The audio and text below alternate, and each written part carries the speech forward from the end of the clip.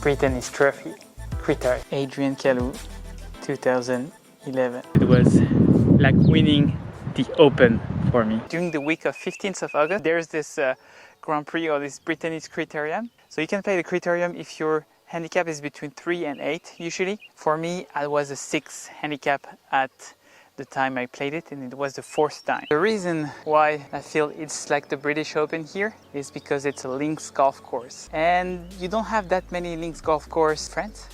And also it was built by British people back in 1887, so there's an English touch to it. There's a tradition here. So that's why I feel I won the Open here, or at least it's my Open, when I won Britanny's criterium. So the first reason why I felt I won that tournament is because I trained a lot during that summer. There's no secret in golf, you have to put in the work if you want to play well. Second thing that helped me also perform well during that criterium is that I had classes with my golf teacher. And if you want to be good at golf, I will never stress this enough, you need to get lessons from a golf pro. It helped me perform for that week. During that summer, I also did 100 push-ups a day. I think it really helped my strength. Also in terms of nutrition, I remember that I was eating a lot of curry, so a lot of chicken. So it was good proteins for the strength I was building. During the week of the criterium, I did 18 holes in the morning and 18 holes in the afternoon, so 36 holes a day. And during that week, I was doing push-ups even in between those rounds. I don't know why, I felt it really helped me. I felt my blood was going back from my leg to my chest, and it really helped me to recover. If there are some experts about this that can tell me why doing push-ups helped me to recover from 18 holes of golf, please tell me, because I knew it felt good, but I don't know why it worked. So it was 80 players with a cut for 16 people. And those 16 people after, they play against each other in match play. And it was the 4th time I was doing this competition. And in the past, I made the mistakes of trying to run the day before those qualifications. So you do 36, so you do 2 rounds in a day, 36 holes. So it's pretty intense physically. So I didn't make that mistake this year. The day before the competition, I actually rested. So then when I arrive on the course, I'm ready physically, I'm rested to play those 36 holes in a day. And also mentally it's pretty intense because there's a lot of pressure on every shot. The lesson here is learn from your mistakes and also train a lot before, and the day before your competition try to rest, trust what you practiced before, and then be in a good shape for a big fight. Now that we passed the qualification, I'm playing my first match play. I qualified as 16th, and I'm playing against the first guy, so the guy who won the qualification. I'm standing here pretty stressed, like feeling the pressure because he won the qualification, he might playing well. When I see him arrive, I see his red eyes, the one you know, like when you have a hangover. And luckily for me, I think he was still a bit drunk and he couldn't make a shot for that first round. He was always finding a way to make a bogey, and I won that game. And the best part about it is that I learned after that he was drunk because a guy in the bar told him, yeah, you play better when you drink before a round of golf. It's always better like this. And it was my cousin. So the good lesson here is to always have a wingman in your family so your opponent gets drunk and gets too hangover. So during that first round of match play, I actually played well because from here, that mark, there was 110 meters to the flag and I hold it.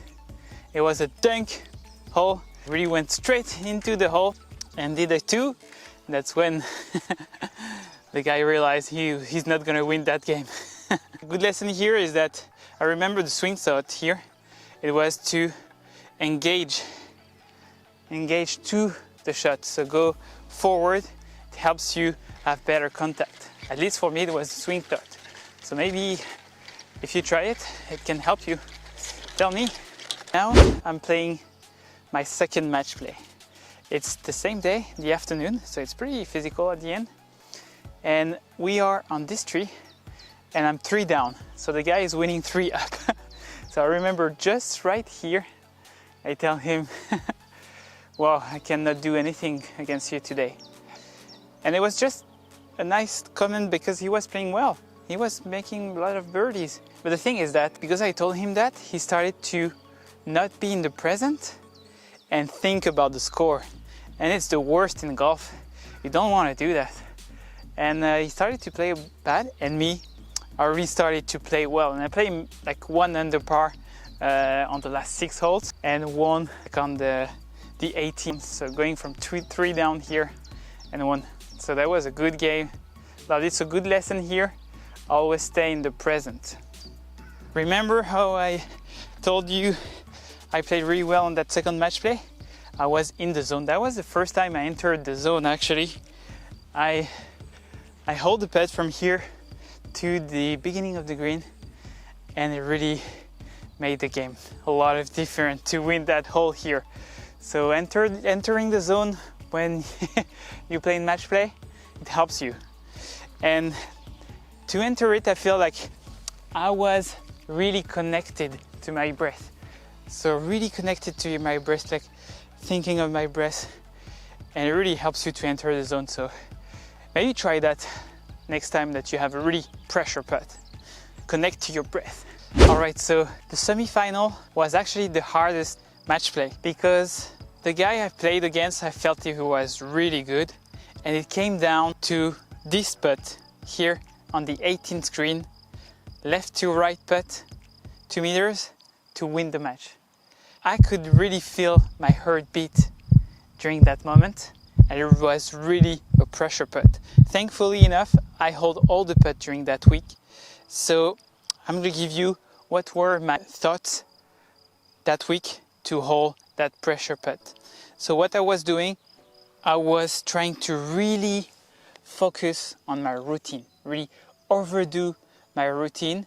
So it's really looking at the line, picking my point just before the ball, a really small point, because the smaller you aim, the smaller is your miss. And then the second most important thing is that I really made sure that I keep my head over the ball. So then if I keep my head over the ball, I was actually too scared to look. That's what my thought was. I'm too scared to look. I'm not gonna watch. I'm just gonna keep my head over the ball and hear the sound of the putt.